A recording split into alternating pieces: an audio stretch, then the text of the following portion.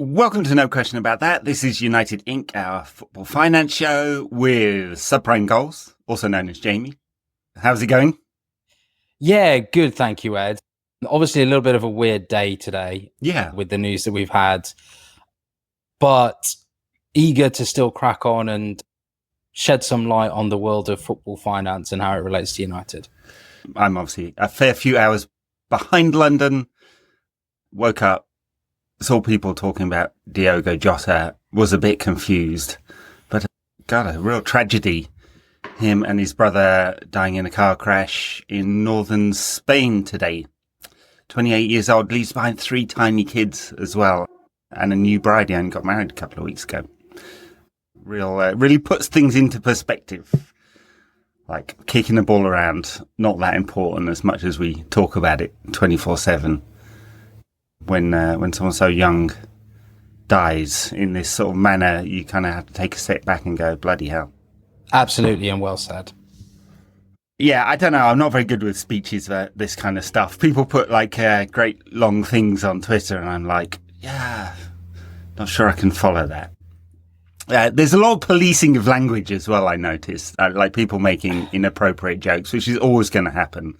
And then the reaction, I kind of think all of that, both the bad taste jokes and the reaction to it, kind of takes away from the moment, which should be about the man and celebrating his life and thinking about the people who are closest to him. No, I agree. And I think I'm similar. I'm not too great with words in these moments, but I think it's just nothing other than sadness. And I think feeling for his loved ones, as you said, his recent wife, his children, and the people that are close to him. I think, when things like this happen, as you say, it puts a lot of things into perspective. And I think forces you just to almost like rethink things a little bit and just, are your priorities in the right place? Are you doing the right things? Because you just never know when things like this can happen. Well, quite, yeah. There is a football finance angle to it, but I think we'll skip that for today and move on to our main agenda. So we're going to talk about things that are a bit sort of tangential to United, I guess, but relate back. So Barcelona and their debt, there's a refinancing, gives us some indicator of what the market is like now for refinancing. Villa and their PSR issues. What are the issues? How are they different in the Premier League and UEFA? And how does it relate to both the sale of their women's team and potentially a transfer for Ollie Watkins, which has been on the cards, not necessarily to United, for a while. And then a little bit about Chelsea. How can they afford so many players? Why do they have so much PSR headroom? What other loopholes might they find in the deep, dark recesses of the Premier League handbook? I'm sure there's some others that Todd Bowley has been getting his lawyers on. So let's crack on. Barcelona refinanced at least part of their debt.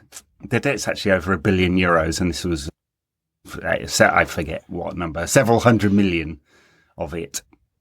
They released a bond on, and the interesting part here is the kind of level of interest, which I saw it in a tweet from a Spanish newspaper, and all I saw was the number, and my Spanish is crude. And I was like, oh, interesting. So what is it? How might it impact United?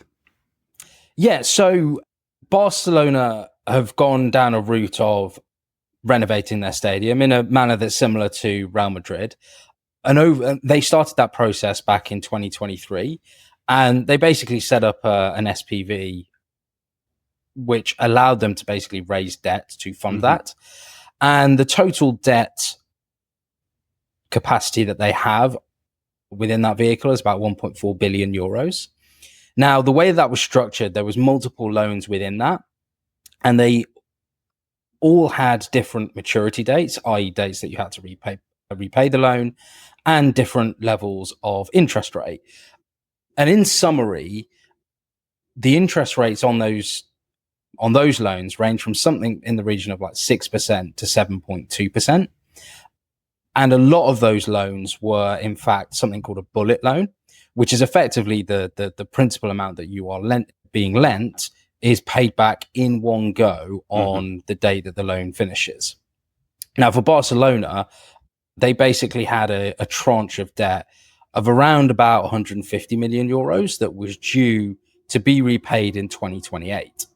That's the bit that they have refinanced. They've done that by raising about 450 million euros. So an additional 300 million, which it's not entirely clear exactly what that's for, but that's probably some overruns on the build and renovation, as well as other kind of general working capital. But what that has allowed them to do is basically postpone that 150 million payment in 2028 all the way back to 2023. So they don't start repaying that new debt that they've got for another 8 years, which obviously gives them like a lot of leeway. And then from a cash flow perspective, and as you say, the most interesting thing about this is this new debt, 450 million euros, is at around about a 5.2% interest rate. Now that is obviously low versus where they're at, but also pretty low in the context of other refinancing that's gone on more recently. So Everton obviously have been recently taken over by the Friedkin Group. They had a £350 million refinancing as part of that for the new stadium that they've got. The interest rate on that was about 7 to 8%. Real Madrid, for their renovation towards the end of last year, and I think we've mentioned this on previous pods, they raised just under 400 million euros, and that was somewhere between 5 to 7%. Mm-hmm. So I think all of this is pointing to overall, the environment appears to potentially be getting a little bit better to raise stadium debt. And I think there are a number of reasons for this. I think some of it is, well, there's a lot more projects to go after and there's a lot more benchmarking that you can do. Makes it much easier to price these sorts of things. Obviously, interest rates have come down a little bit, but I think the other thing that maybe tips the scales in Barcelona's favour is obviously their on-pitch performance. Yeah, and they're doing €1 billion of revenue a year. So despite all the drama, and much of it is to do with the Spanish league rules around how much of their income they're actually allowed to use in the transfer market, and that's where Tebas, the Spanish league president, and Laporta, Barcelona's president, fight it out all the time about whether they're allowed to use one-to-one, as in they sell a player for 10 million euros, they can bring 10 million back into the transfer budget, or 1-3 as it was at one point, which they sell a player for 30 million euros and they can only spend 10 million of it. And that's the battle. The interesting part for United are, well, one, we have 2 sets of bonds that mature in 27 and 29, I think I'm right in saying. I mean, there's more than $500 million worth of bonds there in one way or another, and everyone will be looking at that interest rate. We got a pretty low interest rate because it was just at the beginning of the free money era, I guess, when those bonds were initially launched. They were oversubscribed, and so, it said something healthy about United at the time. Also kicked off the green and gold campaign in a pretty radical way, because we could all see inside exactly what was happening. United obviously very different from then, and they've refinanced it since, of course. IPO'd in 2012, allows raising of capital to be done in a slightly different way, I guess. But yeah, we're all looking at that interest rate. What does it mean? I mean, if you were to take the current interest rate at United on those 2 bonds, which is pretty low, and applied between 5 and 8%, as you say, it would have a pretty significant impact on the overall bottom line, how much interest we're paying, which is depending on how much of that Bank of America line of credit we actually have in play at any one time, between 22 and 35 million pounds a year in interest, right? So this is the interesting thing. And then on top of the kind of P&L, there's Sir Jim's £2 billion stadium project, which will have to be, which I think, as you say, with Barcelona, with that special purpose vehicle, will probably be a similar arrangement at United. It's not going to be raised through Manchester United PLC. But how attractive will that be? So Jim and Omar Barada were out there, a couple of months ago when the stadium was announced, selling it already, and they'll have to do that. And how much of Sir Jim's capital will there be? £0 until he takes over, I would say. How much will be raised from the markets, and what kind of institutions will be financing that. All very interesting and pretty significant. I mean, I know there's been commentary around the Premier League that there's quite a few people who are sort of in the biz that think United will not be able to raise this much capital. And the question then will be, is that true? And how much does Sir Jim have to put in himself if that is true? Yeah, and I think also, you know, we've discussed this in the past, but is the whole of the stadium going to be financed through debt, right? And what I mean by that is you could just get some external equity investment to come in and potentially do revenue shares, that sort of stuff, to underpin a lot of the stadium. It does feel like that is more of an option for United. But I did think it was also interesting, Barcelona openly stating how much revenue they expect to get from the new stadium. Mm-hmm. Around about 250 million euros. Which is perfectly feasible, because if you look at what Real Madrid are doing, it's about 200 million euros a year that they're getting through the new stadium, mega amount of concerts, rotating pitch, covered, all of the kind of stuff. Every single club on the planet needs to look at it like this, because using your stadium for between 20 and 30 games a season, or days a season versus 300 odd, you know, it's just underutilized, and it's a very heavy asset that you want to exploit much more frequently. And that is very much built into the design of the new stadium. I mean, the covered areas are massive. It's one of the biggest sort of building projects in Europe, basically, because they want to be able to use that like a shopping mall, like a concert venue, multiple concert venues, stadium, obviously, and so on and so on and so on. One of the other interesting things, I guess, about how Real Madrid did it versus Barcelona, they got lucky in a sense, didn't they? Because COVID came along, they had to play behind closed doors for nearly a year anyway, and they were able to accelerate that project. And Barcelona have not been able to do that, and they've been playing in Montjuic for the last 18 months or something like that, which is, the fans hate it. It's a trek up a hill. It's not well served by public transport. It's not a great atmosphere because there's a running track and all of that. And that's had quite a significant impact on their finances as well. So they're having to do it the hard way. United, of course, the plan is to play in the stadium until the new one is built, which certainly helps. But it does mean that you have two assets having to be financed at the same time, Manchester United PLC and all their debt and the stadium. And that's probably why people around the business have some doubts. Totally. And I think people obviously talk about the debt quite a lot with United. I think an overall restructuring, as and when there is change of ownership, typically always happens. And that's what's happened at Everton. I do think that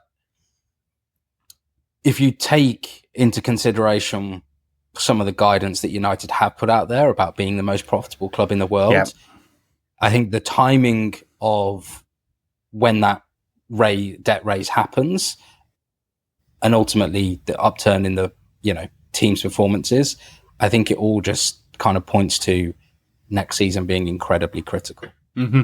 Oh yeah, to all of those plans. Yeah. One thing we didn't mention just before we move on is who those external investors might be, right? So there's one thing raising from the public markets, a bond issue, for example. We'll see. That's how United did it before. There's private equity investment, and perhaps not necessarily some of the high street names that we'd all expect who are involved. We heard in the bidding process in the first place, Ares Capital and so on. And then quasi-nation state stuff. I mean, I'm sure if the Saudis were given the opportunity to invest, I don't know, $1 billion, they would jump at it unbelievably quickly. Just look at what they did with the Club World Cup and DAZN. MBS said, yeah, go for it. And they found $1 billion for absolutely nothing. It was amazing. Just to sponsor this Club World Cup. All right, I mean, I'm unbelievably cynical about this. And it's funny, it's a story that's not really told at all in any of the coverage, exactly how this happened, that FIFA magically came up with $1 billion in prize money. No, the stadium attendances, I think, have been telling. And look, there might be some of this which is, it wasn't marketed very well beforehand and it was kind of rushed through to kind of get it started. But, just compare that to what the likely attendances are going to be for preseason tours over in the States. Look, I think I haven't been watching too much of it, but there have been games which have caught my attention. I think Real Madrid versus, I think it was Al Hilal, which was a 1-1 draw maybe, or I can't remember. So there were some new fixtures which are interesting and different and which could be fun. But I think the level of money being thrown at this feels a little bit odd at the moment. Well, it's very distorting. Yeah, I mean, I've only seen goals, but I think it's good from a kind of competitive point of view that some of the big European names have been knocked out. Unsurprising after very lengthy seasons and all of that, but it makes it more interesting from that point of view. The winners will take home $150 million, which is very distorting. Even Auckland, who I think walked away with 4 or 5 million, that's about 10 years worth of revenue. I mean, yeah. All right, we'll move on to Villa, who are not in the Club World Cup, much as they'd like to be. Their owners are actually, the net worth of their owners is incredible if you look it up, and it's not talked about much, but it's about 18 billion, I think, between the two of them. So they've got an awful lot of money, and they're very ambitious, and they obviously want to join the elite group, and the Red Cartel has been holding them back with their... Yeah, we all roll up one trouser leg when we put these PSR rules on Villa, just to hold them back. Villa and Newcastle, we're just like evil. What are their issues? Why is it different between the Premier League, which they haven't failed yet, although that is a big question, and UEFA rules, which they definitely have, and they are structured differently, these rules, and have very different levels of teeth as well. Exactly. So I think let's take the Premier League one first, a little bit more straightforward. So you're allowed up to 105 million losses over a 3-year rolling period. That's after some deductions have been made from your cost base. So if you're investing in, say, a new stadium or your women's team or youth development, they don't get counted towards the losses. And Villa have been racking up pretty gargantuan amount of losses. Yeah. Over the last 2 years, it's just under 200 million pounds. Recall, Sir Jim Ratcliffe talking about United's 3-year losses being 300 million. Villa were kind of on track to do the same thing, and they've got nowhere near the amount of revenue that United do. They have approximately half. So that's pretty problematic. And it means they're pretty close to breaching the rules. So I think even, if you take a generous view on what their allowable deductions could be, they were going to be, I'd say, a reasonable kind of double-digit figure, breaching of the rules. When it comes to UEFA squad cost rule, it is a little bit different. And so there's a rule there which is called the squad cost rule, which means that your wages as a portion of your revenue have to be within a certain limit. And for last season just gone, that was 80%. We know that Villa was probably somewhere in the region of mid-80s%. So they're at risk of breaching that as well. What are they trying to do to resolve it? Well, there's been 2 big things that have been reported on. The first one is selling their women's team. And the second is selling some land that they have, which is something called the Warehouse site, which is basically an events venue that they own. Both of them are in the region of around £100 million, reportedly. For the women's team, that's going to be sold to an entity called V Sports and outside investors. V Sports will probably be getting about 90%, outside investors 10%. Most likely, in my view, US investors or private equity. Yeah. And V Sports is part of the group of, so they sold it to themselves. effectively, much like Chelsea did. And we now have the benchmark. The Premier League have twice had a chance. That's the collective. I don't mean the Premier League as a body separately. Have had a chance to vote on this. It wasn't even voted on last time. Seems like it's a one-time thing as well. It's so short-sighted, but every single club is looking at this and going, yeah, well, that's an opportunity. Although there aren't that many clubs that have a viable entity to sell, as in women's team. So Newcastle, they're in the Championship. They've been putting quite a bit of money into that because they were effectively an amateur side 2 years ago. That's an option for them at some point once they get into the Women's Super League. Chelsea have already done it. Arsenal, I don't know. I don't know if they do this. It'd be interesting. They don't need to anyway. There's a big headroom for PSR at Arsenal, but it's also such an important part of the club's identity now. Massive crowds at the Emirates when they play their Women's Champions League winners last season, of course. United can't happen until there's an ownership change. If Sir Jim bought the women's team in another group of companies, he'd be effectively handing the Glazers free money when it comes to negotiating a change of ownership at some point later. So I would expect, although it looks easy and there's a benchmark, I don't expect that to happen now.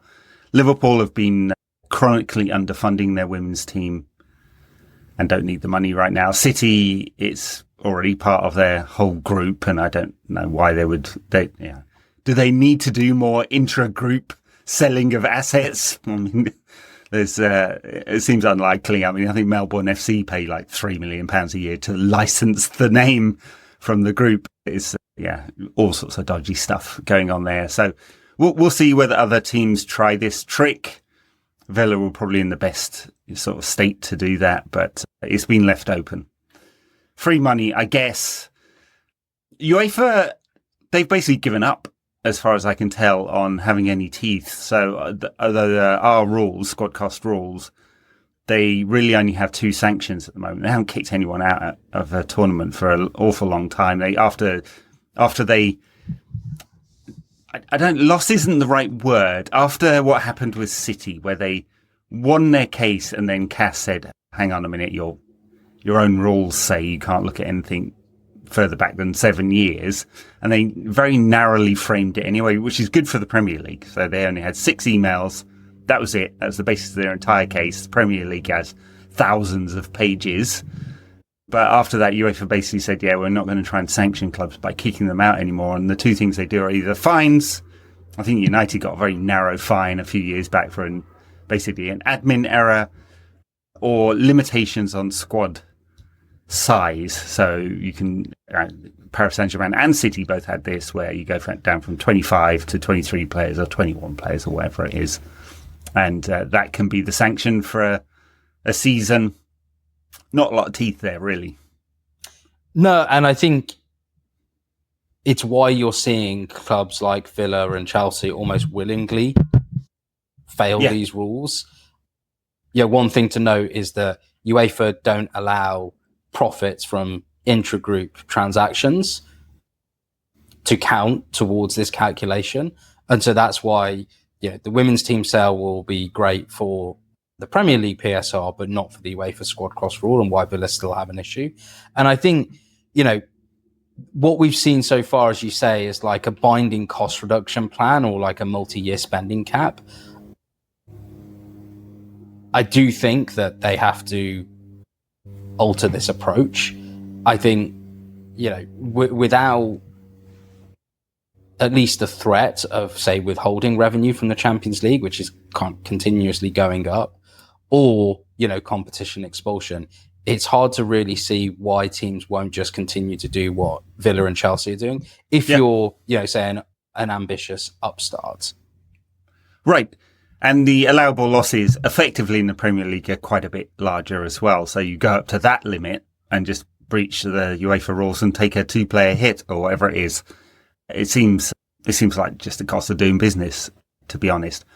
The knock-on effect, do Villa need to sell Ollie Watkins? Well, we're into the new financial year now. We've gone past the 1st of July. There weren't that kind of rash of player you've never heard of being sold for 25 million. It's still, of all of those, the most shocking one was still Nottingham Forest's reserve goalkeeper going to Newcastle for over 20 million and never playing a fucking minute. It's so unbelievably dodgy. But we didn't get that this year, so that might give an indicator of like where clubs feel they're at. They've obviously had quite a few years now to kind of adjust. The score cost rule has not been implemented in the Premier League. There's been a lot of talk about it. They delayed it for another year. I expect at some point they will align with UEFA, depending on how many clubs feel like they can arbitrage these rules against each other. But it probably likely it'll come into the Premier League. The difference with the Premier League proposal was to have this kind of ceiling as well, which would be a multiple of the club who takes home the lowest amount of revenue. And they were talking about 5x, which I think the bottom place team in the Premier League will have taken over just over 100 million in in Premier League revenue, so prize money, broadcast facility fees, and so on. So maximum squad cost then would be, I think it was 5.5. I might be wrong there. Like let's call it 550 million. No one will get close to that at all, right? So it's a kind of false ceiling, but there's a lot of talk about whether they should do that to make the competitive environment fair-ish. We'll see whether that happens or not. Yeah, and I think, if you look back at the UEFA landscape report, there was a comment within that which talked about, from a UEFA perspective, saying that, these sporting financial regulations need to more closely align. I actually think there is an element of the clubs probably do agree with that. Like, there's less administrative burden, first and foremost. And I think the more that you can have alignment, the easier it is for everyone to almost manage to these things. I think the ultimate thing is going to be, well, okay, does that just retain the status quo? And how much harder does it make for the smaller clubs to compete in that environment just because they just don't have the same amount of scale? Yeah. And that's always been the argument, hasn't it? That this is the argument from this is the red cartel brigade, lot. Who are saying you're just holding us back. I mean, Gary Neville has been on this as well. I mean, of course, he's not a neutral party here. They've effectively done the same thing at Salford, where they've tried to buy their way out of non-league to League 2, League 1. He's argued that owners should be able to put a bond up, which effectively says, hey, we want to breach the rules, but here's our cash to match that. And so it takes away the kind of unsustainability part of it, right? So if the rules came in for a variety of reasons, right? First, and the principal argument when they came in 10 years ago was, look, all these clubs are going bust because it's highly competitive. They're chasing the dream, quote unquote, as happened to Leeds. Let's bring these rules in to make everyone sustainable. And it really did do that. It brought the overall debt level in European football overall down by hundreds and hundreds of millions of euros because suddenly clubs had to be a bit more constrained in their spending, and it's the only thing that forced them. Funny thing is, in the Super League, which everyone hated, there were also even tighter rules because they recognised this, that you can't make a profit in this world when you're competing with 50 other clubs who, can all spend money as well.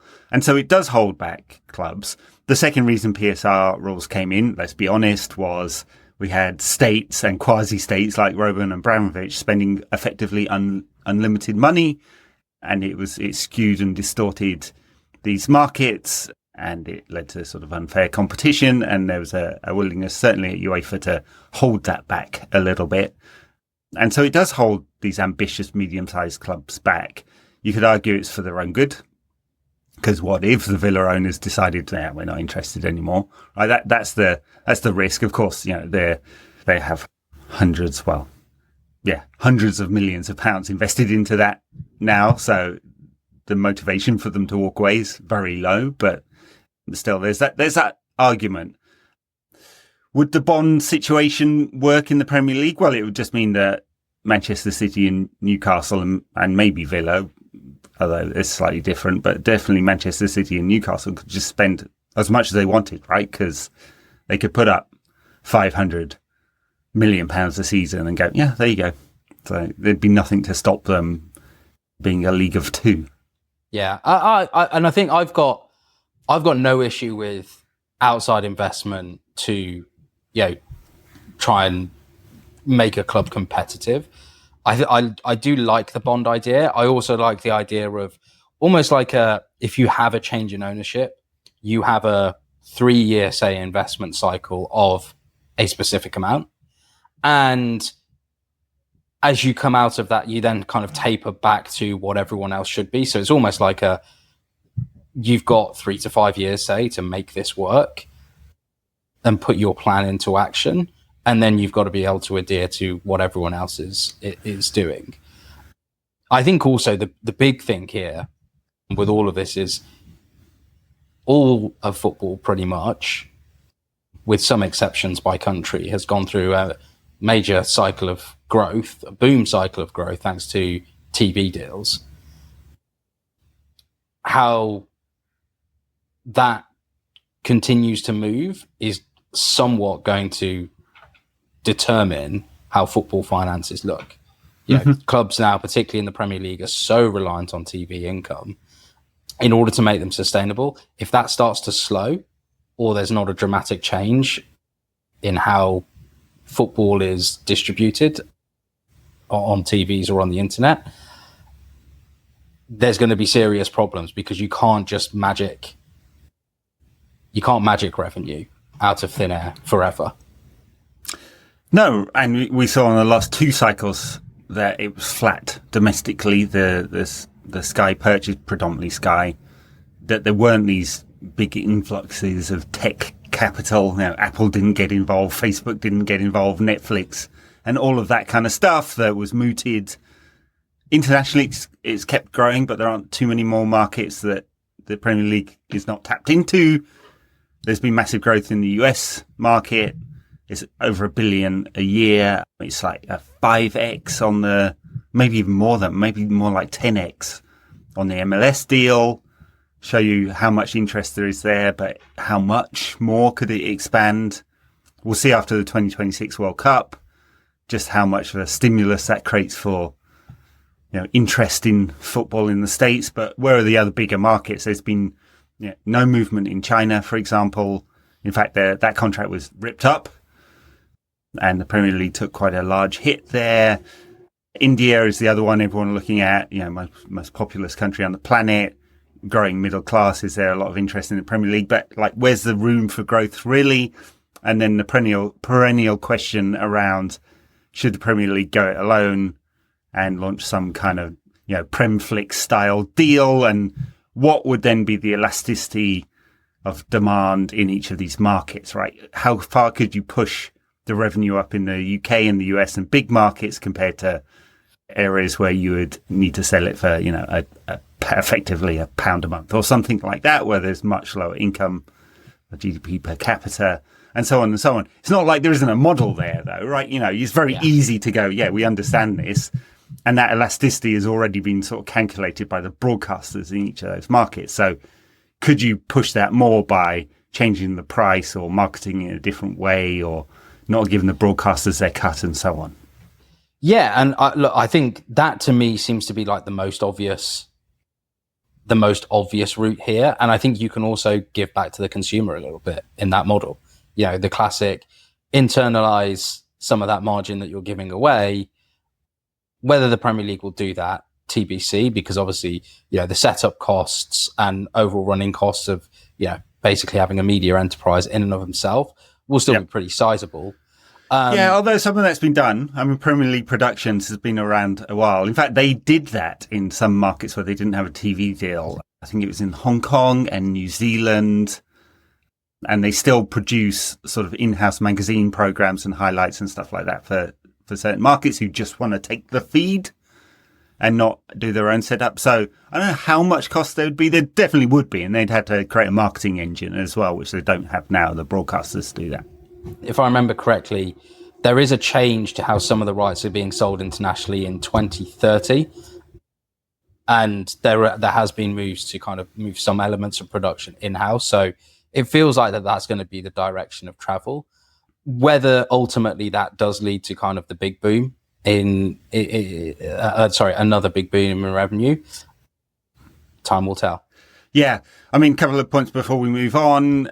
So I had my team way back when in one of my old strategy jobs look at this TV market. A colleague of mine, it's telecoms market, but about if you take telecoms as both mobile and fixed telecoms, about 15% of global revenue is through media. And most of that is just bundling. You sell it through a cable package effectively. You know, Telefonica also has a TV service in Spain, for example, right?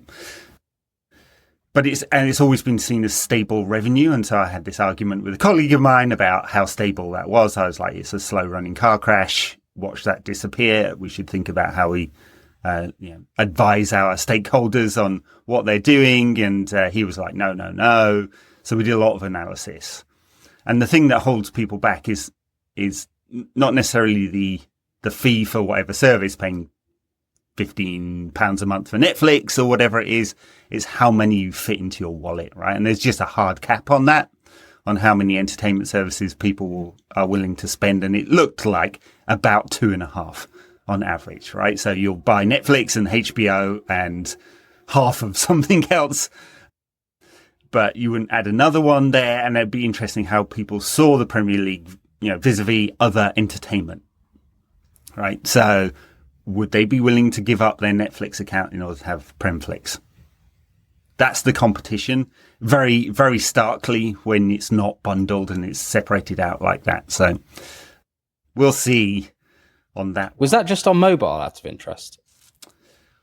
No, we were looking across mobile and fixed.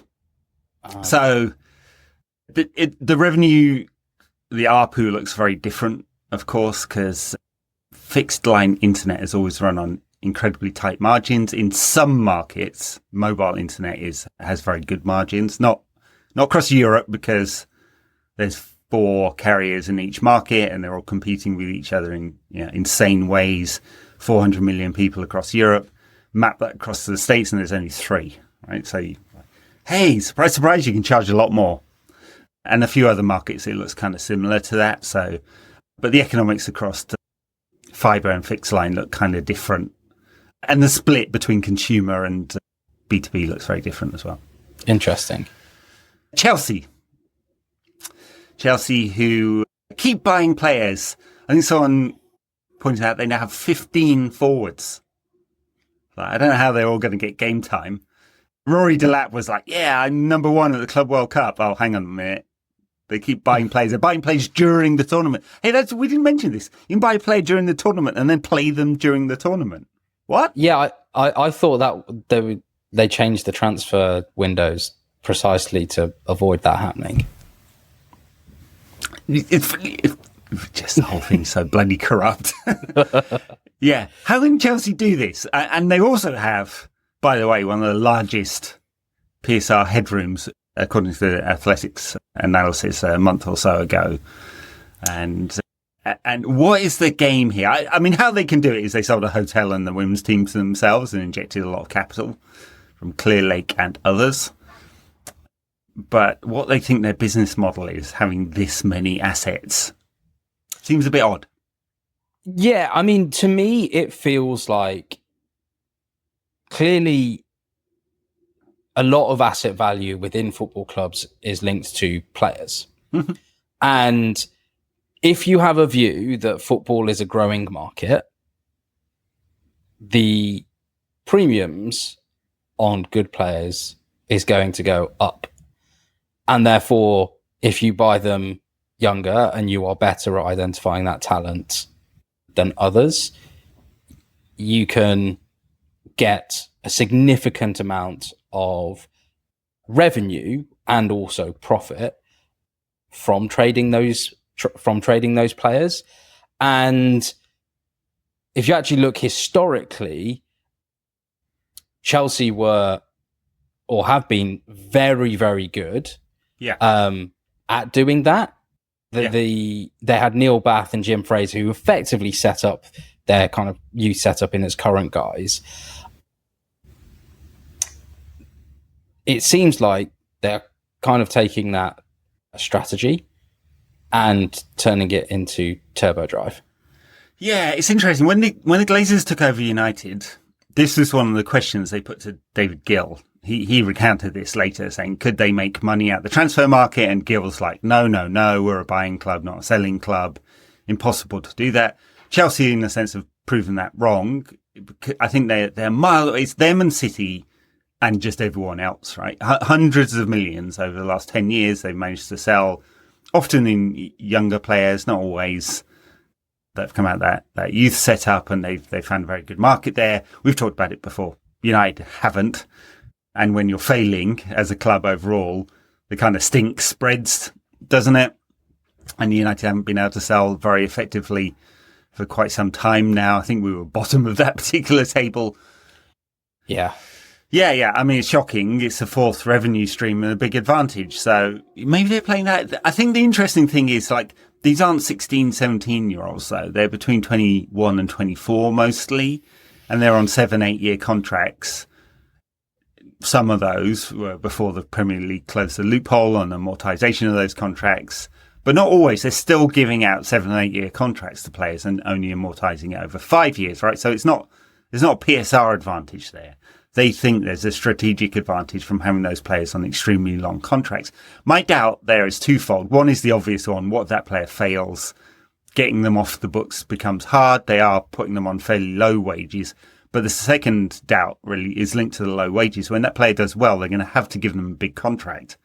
Yeah. They're going to have to. Otherwise, you're going to have an awful lot of players unhappy that they could be earning twice as much elsewhere.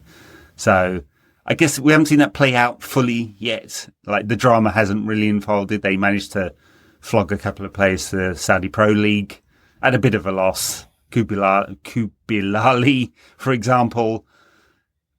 But we haven't seen a real damaging effect of one of these long-term contracts yet. No, and what we also haven't seen is them really start to sell too many of these recent purchases. And I think that's going to be the litmus test, because, as you say, whilst those players aren't kind of under 18s necessarily, they are of an age where they can play pretty good standard of football, and they are also not holding back in terms of the fees that they're paying. You know, they're paying 10s, 20s, 30 million pounds for some of these players. Well, for Quenda, even more like 70. So yeah, if you add in all the add-ons. So they're making an awful lot of big bets. I have my questions as to whether at the levels that they're doing it at in terms of the fees, how successful this can possibly be. And is this just a question of jamming for tomorrow? Unless they have an incredible financial mechanism that I've not thought about yet, or many others who are smarter than me. You don't read the Premier League handbook late at night and looking through the rules going, Not just yet. Yeah, I'll do that outside. Pillow talk. Yeah, it's like, hey, darling, did you know that Rule 14.214 allows you to? Yeah, we'll see with Chelsea whether they can pull this off. They certainly have to make some sales, if not from a financial point of view, certainly from a squad point of view. You can't have a bomb squad that is. I mean, we've got a bomb squad of 4, which will be interesting when they all come back. Anthony Sancho looks like it might resolve itself soon, but on Monday everyone is back on training. Marcus Rashford is going to be back training. Is he going to be training with the main group, or have they fallen out so much that he's got to go off and train with the under-21s or something? So we have 4 of them. Although Anthony, they'll be able to reintegrate, so maybe it's 3, because what happens with Garnacho as well as Sancho, they're all training together. Yeah. Chelsea have, I mean, they can only register 25, and then plus the B list of some of the younger players where they qualify. Not all of them do for the B list. There's another 20 players there that they're going to have to find loans for or sell before the end of the window.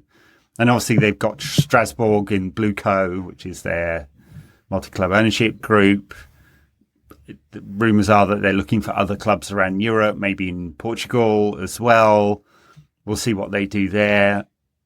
I mean, you can farm players like this, I guess, if you have enough of those clubs. City certainly do. They move players around their group. They've got 13 clubs. Maybe that's the plan.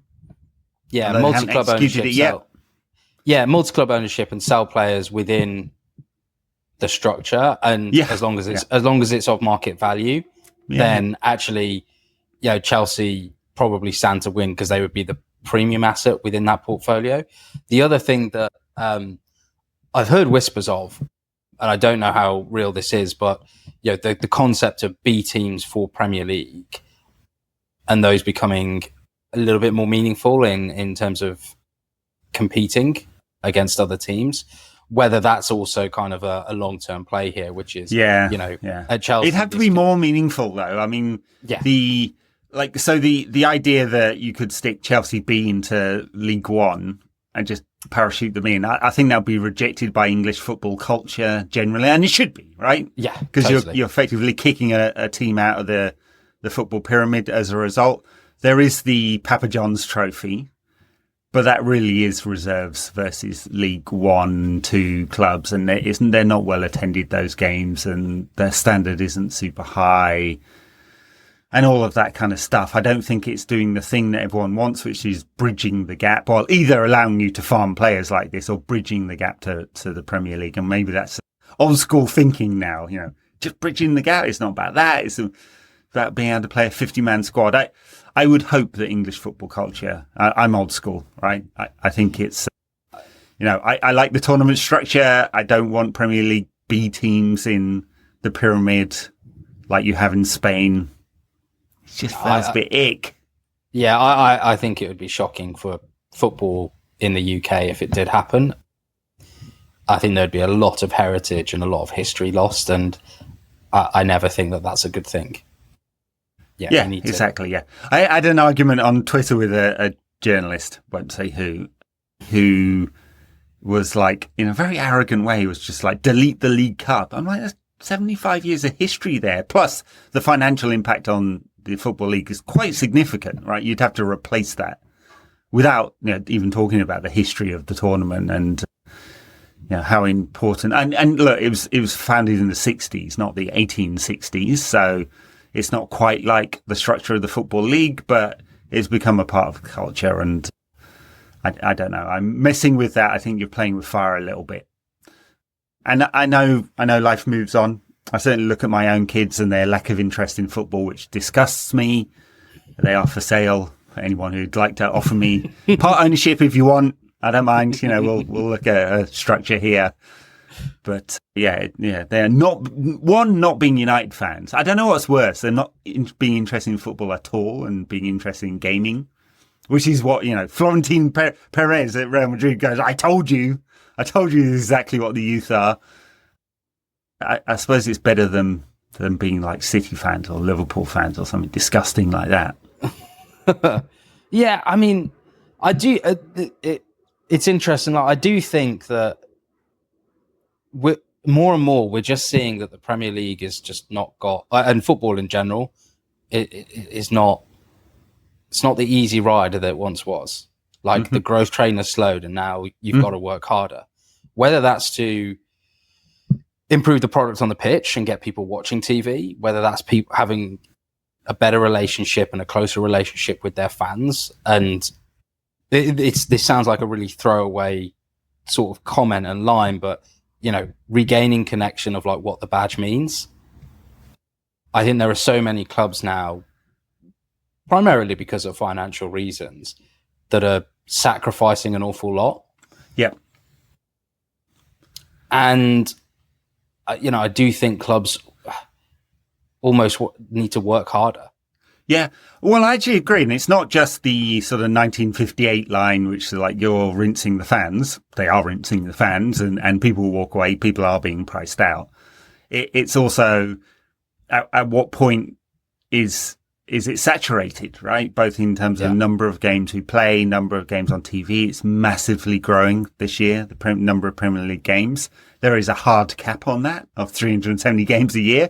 We're going to get over 270, right? Almost everything will be televised. Will people keep watching? Premier League viewing figures, at least domestically, fell last season. That is a big warning sign, right? Because that means a loss of advertising revenue and subscription revenue to the broadcasters. They will not pay as much under the current structure. if that continues, right? And that might just have been the league was wrapped up really early. There's not enough competition, all of that kind of stuff. But this is, warning signs, right? You cannot just rinse your supporters forever. And that connection in some form or another has to be there as well for people to keep feeling like it's good value. Totally. And the reality is football, around the world, football is not the only sport. Yeah. And even in the UK. Or entertainment. Yeah. There are plenty more good value avenues out there. Look at what's happening in rugby. They're trying to revolutionize their game. There's R360, which is backed by some pretty serious people to try and monetize their game. It's only going to get harder. Yeah, but you have to. We've got England versus India in the cricket. It's become a minority sport. I guess it always sort of was. I mean, it was sort of the national game that wasn't quite as well attended as the football. But there are no attendances at county championship games at all. The only thing that sustains English cricket is Test cricket, which is well attended, and T20 in the 100 tournament, right? The short form stuff. 50 over cricket basically doesn't exist anymore.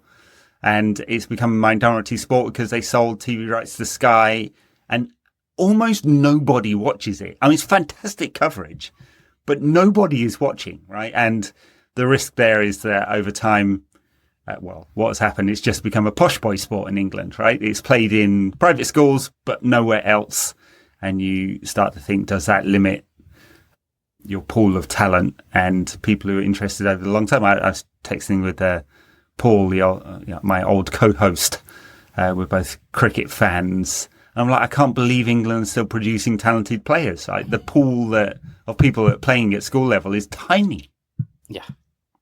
And sorry, the thing that I forgot to mention, the PFA are now starting to potentially show some teeth and threatening to strike because of this thing about the number of games. Yeah. Well, FIFPro said the same thing. I mean, they've been doing studies. FIFPro is like the collection of PFAs around the world, and they've been looking at the impact.